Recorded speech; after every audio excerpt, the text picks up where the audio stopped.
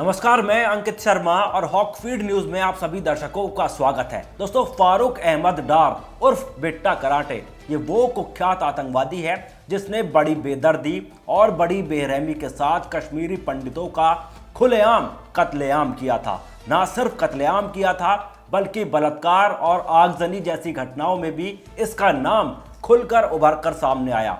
इतने सारे आरोप सिद्ध होने के बावजूद बिट्टा कराटे अभी तक इस देश में सुरक्षित है, महफूज है। और इसकी मुख्य वजह है हमारे देश की कानून व्यवस्था। हमारे देश की कानून व्यवस्था इतनी सुस्त है कि वो आस्तीन के सांप को दूध पिलाती है और जितने भी आतंकवादी हैं उन्हें कई सालों तक बिरयानी खिलाती रहती है। ये है हमारे देश की कानून व्यवस्था। आपको बता दें कि 1990 से लेकर अब 2022 तक लगभग 31 साल बीत चुके हैं और कहीं ना कहीं बिट्टा कराटे को कोई बड़ी सजा नहीं मिल पाई है। उन कश्मीरी पंडितों का क्या होगा जिनके साथ अन्याय हुआ?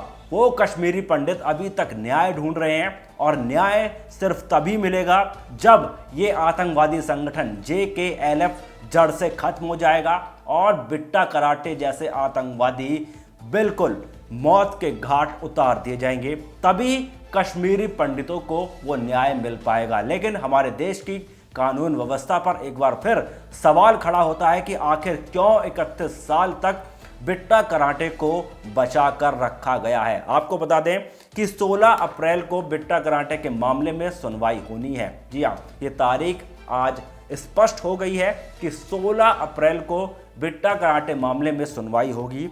आपको बता दें कि 2 फरवरी 1990 की तारीख में सतीश टिक्कू की गोली मारकर हत्या कर दी गई थी और ये गोली किसी और ने नहीं बल्कि खुद बिट्टा कराटे ने मारी थी। जी हाँ, बिट्टा कराटे ने कि इनकी जो है वो गोली मारकर हत्या कर दी गई और उसी का ये मामला है, उसी का ये केस है जो कि रीओपन हुआ है और इस मामले में 16 अप्रैल को सुनवाई होनी है। वही आपको बता दें कि उस दौरान क्या हुआ था। एक 3 शर्तें कश्मीरी पंडितों के सामने रखी गई थी और वो 3 शर्तें थीं रालिब, गालिब, सालिब। इसका मतलब होता है या तो भाग जाओ या कन्वर्ट हो जाओ, नहीं तो मारे जाओ। ये 3 शर्तें कश्मीरी पंडितों के सामने रखी गई थी, जिसके बाद कई कश्मीरी पंडित जो है वो खुलेआम मारे गए। कई कश्मीरी पंडितों ने ज़बरदस्ती अपना धर्म परिवर्तन कर लिया और कई कश्मीरी पंडित जो हैं वो अपने ही देश से वापस चले गए। ये हुआ था 1990 के दौरान। द कश्मीर फाइल्स में आपने ये नज़ारा बहुत अच्छी तरीके से देखा होगा कि किस तरीके से कश्मीरी पंडितों के साथ एक अन्याय हुआ था। आपको बता दें कि कश्मीर घाटी में इस्लामिक आतंकवादियों द्वारा हज़ारों कश्मीरी हिंदुओं के साथ बलात्कार, लूटपाट और हत्या की गई थी। जो बच गए वे डर के मारे कश्मीर छोड़कर अपने ही देश में शरणार्थी बन गए। इस जघन्य घटना के बाद कश्मीरी पंडितों को जम्मू के शिविर में अमानवीय परिस्थितियों में उनका पुनर्वास किया गया था। और आपको बता दें कि इन सब जघन्य अपराध और कश्मीरी पंडितों का हत्यारा, जिसे कश्मीरी पंडितों का कसाई भी कहते हैं, वो नाम है बिट्टा कराटे। कश्मीरी पंडितों का दर्द जितना बड़ा है उससे ज़्यादा दर्दनाक यह है कि उनके हत्यारों को सजा दिलाने में 31 साल लग गए। 31 साल बीत चुके हैं, वो भी तब जब एक टीवी इंटरव्यू में आपने वो टीवी इंटरव्यू फिल्म में भी देखा होगा और असलियत में भी देखा होगा, जिसमें बिट्टा कराटे खुलकर बोल रहा है कि उसने लगभग 20 से 25 कश्मीरी पंडितों का कत्लेआम किया है और ये 30 से 40 भी हो सकते हैं। ये बात उसने खुद एक इंटरव्यू के दौरान कबूल की थी। हालांकि बाद में वो इस बयान से पलट गया और उसने बोला कि मैंने दबाव में आकर ये बयान दे दिया था, इस बात में सच्चाई नहीं है। लेकिन जिस तरीके से इसने पलटी मारी, ये पलटी कहीं ना कहीं एक झूठ दर्शा रही है। सच यही है कि बिट्टा कराटे ही वो सबसे बड़ा कातिल है जिसने कश्मीरी पंडितों का खुलेआम कत्लेआम किया था और ये 30 से 40 इसने कम बताए हैं। शायद ये आंकड़ा उससे ज़्यादा भी हो सकता है कि इसने और भी ज़्यादा कश्मीरी पंडितों का कत्लेआम किया हो। वहीं आपको बता दें कि JKLF आतंकवादी संगठन, ये वो संगठन था जिसका प्रमुख खुद बिट्टा कराटे था और इस संगठन की मांग क्या थी? ये संगठन आज़ादी की मांग कर रहा था, अपने ही देश में रहकर, अपने ही देश का खाकर, अपने ही देश की सारी सुविधाएं लेकर और अपने ही देश से आज़ादी की मांग कर रहा था कि हमें चाहिए आज़ादी, हम छीन कर लेंगे आज़ादी। कश्मीर में इस तरीके के नारे लगाए गए, आज़ादी के नारे चरम पर थे, खुलकर यही नारे लगाए जा रहे थे कि हमें आज़ादी चाहिए। कश्मीर को वो हिंदुस्तान का हिस्सा नहीं मानते थे, बल्कि कश्मीर को पाकिस्तान का हिस्सा ज़्यादा मानते थे। ये था JKLF आतंकवादी संगठन।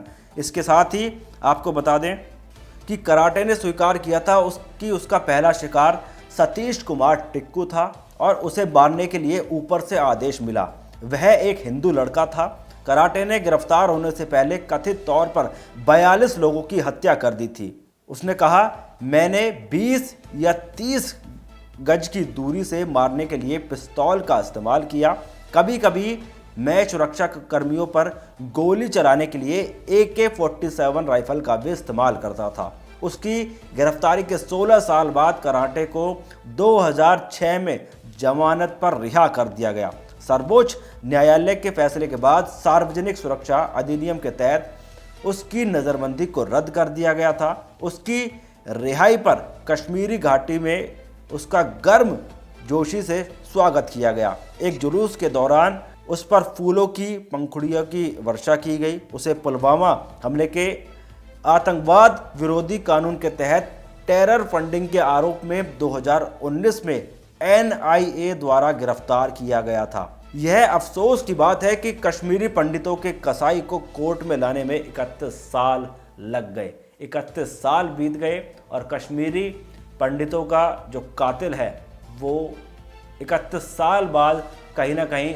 अब उसे जो सज़ा है वो मिलने जा रही है। इसके साथ ही आपको बता दें कि क्योंकि पिछले कई दशकों से वो बचता रहा, क्योंकि राज्य में उसके समर्थन वाली सरकार रही और केंद्र में कांग्रेस ने कभी भी कश्मीरी पंडितों के हत्यारों पर कार्रवाई नहीं की, जिसके कारण आज तक कश्मीरी पंडितों को न्याय नहीं मिल पाया। लेकिन जब से केंद्र में मोदी सरकार आई है, कश्मीरी पंडितों के मन में न्याय की उम्मीद जगी है।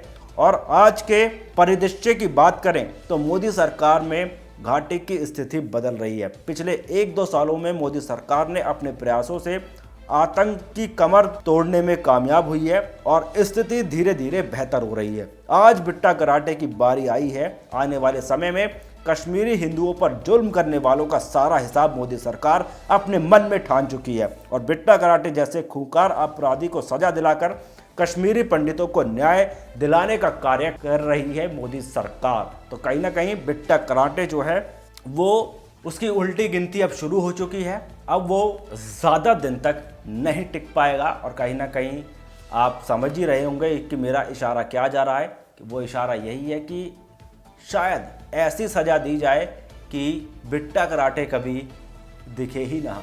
तो दोस्तों इस खबर को शेयर करें और मैं आपसे जानना चाहता हूं कि बिट्टा कराटे को क्या सज़ा मिलनी चाहिए, जवाब कमेंट करके बताएं। इस वीडियो को, इस खबर को शेयर करना बिल्कुल भी ना भूलें। फिलहाल के लिए जय हिंद, जय भारत, नमस्कार।